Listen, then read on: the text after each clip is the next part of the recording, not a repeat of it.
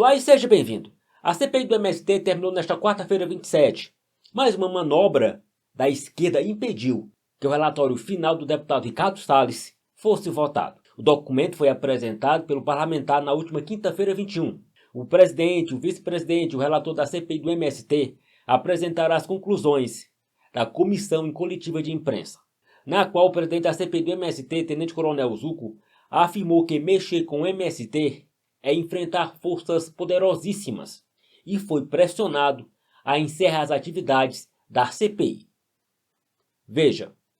O trabalho de todos foi fundamental para que a sociedade brasileira pudesse tomar conhecimento sobre o que está acontecendo no Brasil. O Instituto da Propriedade Privada, previsto na Constituição Federal, corre sérios riscos de desaparecer. Estamos vendo isso acontecer na questão do marco temporal, onde milhares de produtores correm o risco de perder suas terras sem nenhuma indenização. Em outra frente, estamos testemunhando o avanço do MST sobre áreas produtivas, respaldados pelo governo federal e em decisões do nosso judiciário. Isso é um convite e tanto para os invasores. Infelizmente, as informações que nos chegam é de que, uma vez encerrada esta CPI, haverá uma nova escalada de violência e terror no meio rural. A apresentação do relatório final da CPI do MST, na última semana, representou o ponto alto de um longo trabalho de investigação contra escaladas de invasões de propriedades urbanas e rurais, um assunto que já estava resolvido na gestão do presidente Bolsonaro, retornou com força e agressividade neste novo governo do PT. Além de se omitir, o Palácio do Planalto premiou lideranças sem terra com cargos na administração federal, punindo o setor econômico mais importante do Brasil, o agronegócio. Neste exato momento, facções políticas da extrema esquerda estão aparelhando o Ministério do Desenvolvimento Agrário e o INCRA. Por meio de documentos, relatos de testemunhas e diligências em acampamentos, a CPI do MST descobriu uma verdadeira indústria de invasões de terra.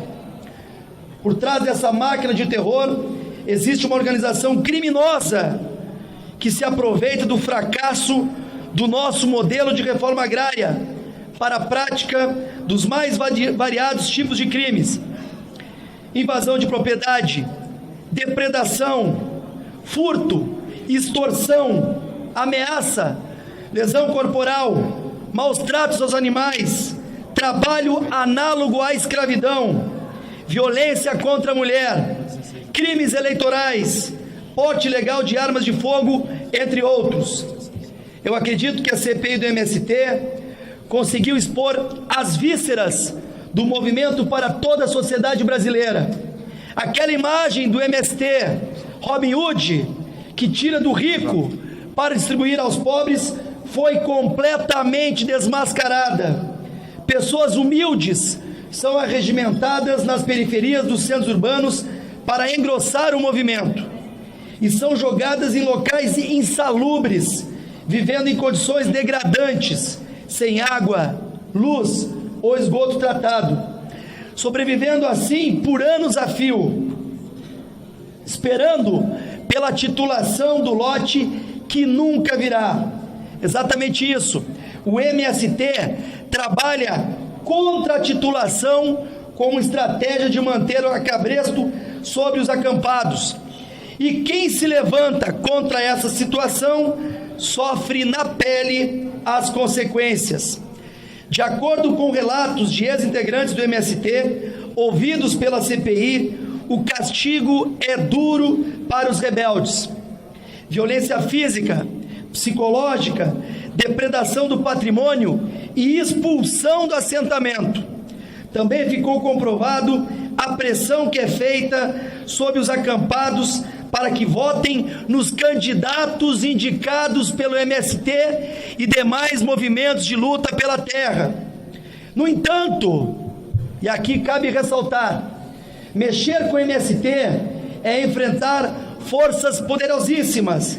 A CPI incomodou demais avançou muitos sinais e foi pressionada a encerrar suas atividades quando convocou o ministro da Casa Civil, Rui Costa, ex-governador da Bahia, estado campeão nas invasões de propriedades rurais e urbanas, privadas e públicas.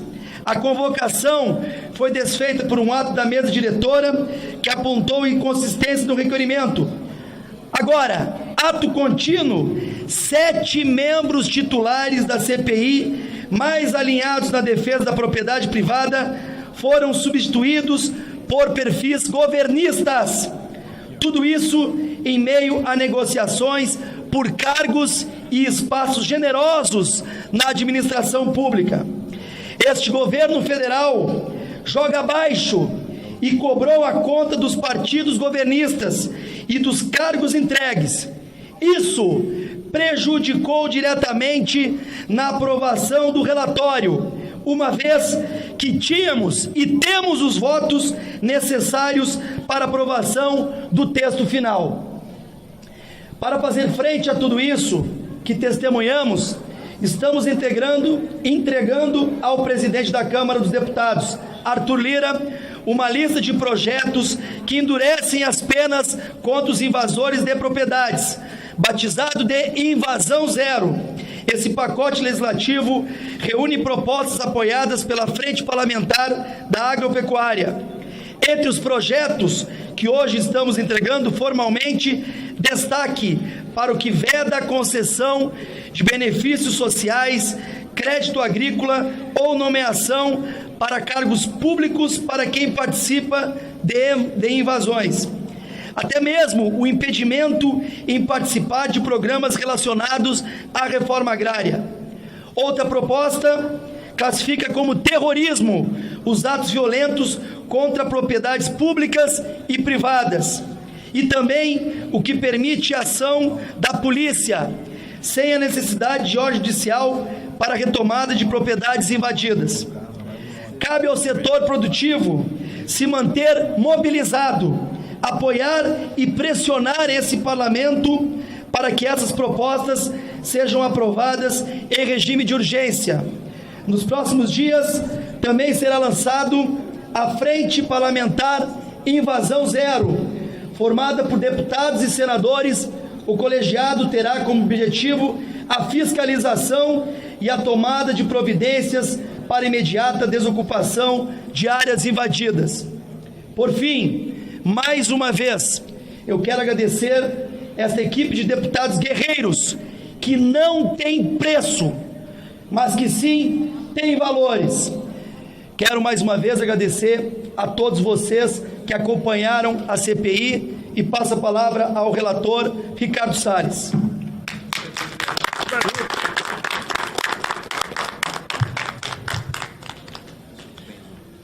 Senhor presidente, senhoras e senhores deputados, representantes da imprensa, foi um trabalho muito sério, muito árduo e muito necessário. Nós ouvimos, como disse o presidente Zucco, reclamações e demandas em todo o território nacional, não só de um lado dos produtores rurais, que já há muitos anos, para não dizer décadas, vem sofrendo justamente essas agruras do desrespeito ao direito de propriedade e a todos os outros temas que foram tratados na CPI, inclusive com repercussões de extorsão, de roubo, de furto. E essas reclamações têm como para-raio, como ponto de recebimento, a Frente Parlamentar da Agropecuária. O nosso presidente Lupion, à frente da FPA, tem tido esta sensibilidade de receber e processar todas essas demandas que vêm de maneira justa do setor produtivo. Mas a sociedade brasileira conhecia pouco a outra face desses crimes relacionados às facções sem terra. A face da covardia, do abuso, dos crimes praticados pelas lideranças e militantes desses movimentos, dentre os quais uma das facções é o MST, mas não é a única. É a mais conhecida, mas há várias outras que, como confessado aqui na CPI pelo próprio José Rainha, confirmado pelo Stedley, são iguais entre si. O único critério que as diferencia é a disputa política entre os seus líderes. De resto, o modus operandi entre elas é o mesmo. E se de um lado ele fustiga o agronegócio, ele atrapalha o principal pilar da economia brasileira, sacrificando inclusive aquele que é o princípio mais importante para o desenvolvimento de qualquer país, que é o respeito ao direito de propriedade. Este, como eu disse, é um lado. Mas o outro lado é muito covarde. É um lado criminoso baixo. É um lado criminoso obscuro, em que essas lideranças utilizam os liderados, os mais humildes, que se autodenominam como massa de manobra. Eles próprios, coitados, sabem que são a massa de manobra na mão das lideranças, que o próprio Stedley chamou de trapos. Esses são os líderes dessas facções sem terra pelo Brasil. Trapos, que se utilizam dos mais pobres, dos mais humildes, e enganam essas pessoas nas cidades, prometendo o que já sabem que não vão entregar no campo, levam essas pessoas para viver no campo, prometendo paraíso, mas quando chegam lá é o inferno. Tratados como escravos, sendo obrigados a invadir propriedade, sendo chantageados, quando desobedecem, às vezes apanham, por vezes são expulsos. Os líderes prosperam, as lideranças ficando ricas, tendo casas muito melhores, tendo carros, tomando dinheiro dos mais pobres, e eles há 10, 15, 20 anos nos acampamentos e assentamentos, vivendo na miséria. Nós não podemos, nós como sociedade brasileira, não é nem a CPI e tampouco o Congresso Nacional, nós como sociedade brasileira não podemos compactuar com essa covardia que essas lideranças praticam em cima dos mais humildes. E por isso, o trabalho desta CPI, de todos os seus integrantes, em especial do seu presidente, Tenente Coronel Zuco, será entregue nas mãos do Procurador-Geral da República, da Procuradoria-Geral Eleitoral e de todas as autoridades, inclusive o Tribunal de Contas da União, cujo trabalho técnico e muito bem feito no ano de 2017 e 2016 foi injustamente desqualificado aqui pelo ministro Paulo Teixeira. Ao invés de aprender com os erros do passado e avançar no aprimoramento daquilo que pode ser a resposta para algumas necessidades dessas pessoas, o que o governo atual está fazendo é restabelecer todas as malandragens, todas as picaretagens, todos os abusos que foram identificados pelo Tribunal de Contas por ocasião dos seus acordos. Por tudo isso, senhoras e senhores, entendo que o trabalho da CPI, de todos os aqui presentes, chegou a bom termo, ainda que, como disse o presidente Zuco, manobras regimentais e cooptação governamental tenham feito com que, do ponto de vista meramente formal, o relatório não tenha tido a votação para sua aprovação. E digo mais, se tivesse sido submetido à votação ontem, teria sido aprovado. Mas, infelizmente, as manobras regimentais não permitiram que isso assim acontecesse.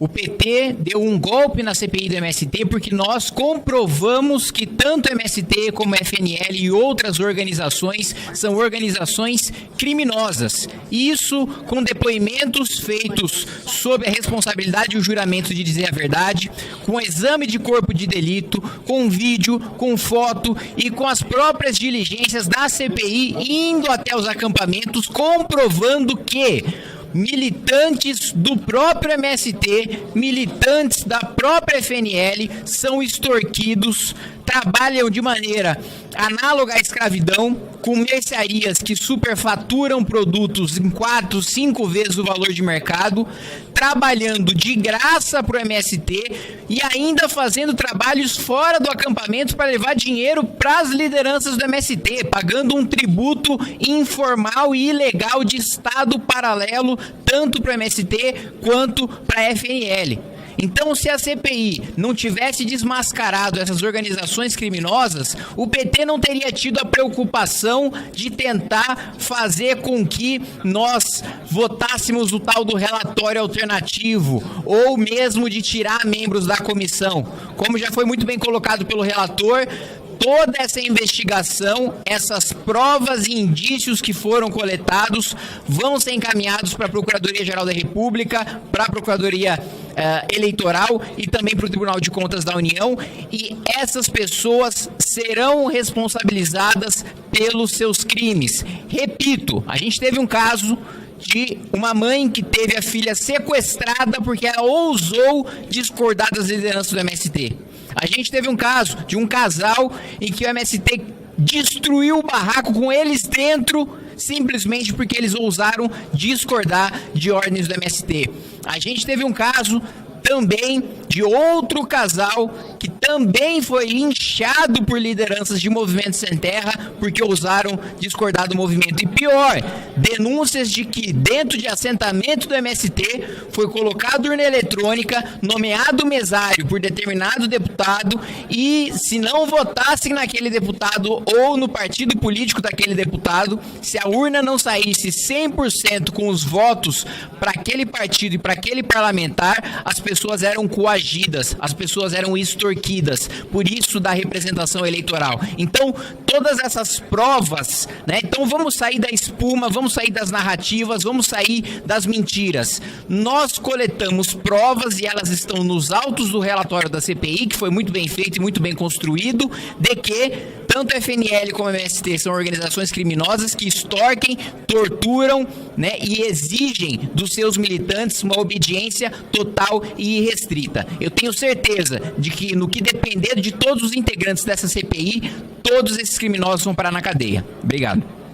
A expectativa pela sobrevida para a CPI do MST foi frustrada na manhã desta quarta-feira 27, com a não publicação no Diário Oficial da Câmara da prorrogação do seu prazo para que o relatório do deputado Ricardo Salles fosse votado.